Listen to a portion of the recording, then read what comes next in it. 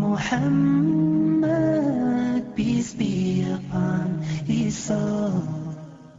The greatest of prophets, Islam was his only goal.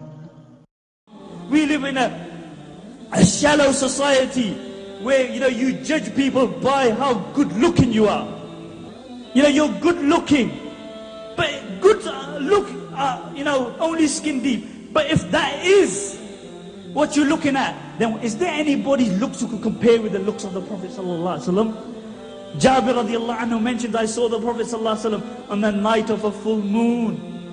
And I looked at the face of the Prophet sallallahu alaihi wasallam, and I looked at the full moon. And I looked at the face of the Prophet sallallahu alaihi wasallam, and then I looked at the full moon. But then I looked at his face again, and I looked at the full moon. He said, I swear by Allah, the face of the Prophet sallallahu alaihi wasallam was more radiant and more beautiful than the full moon.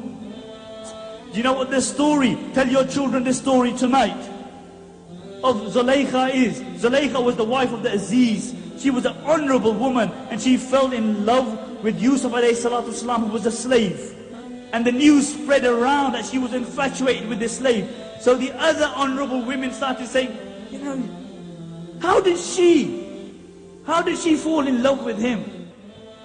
So she gathered all the women and she gave them an apple. And she said, cut the apple. And whilst they were cutting the apple, she told Yusuf alayhi salatu wasalam to walk past.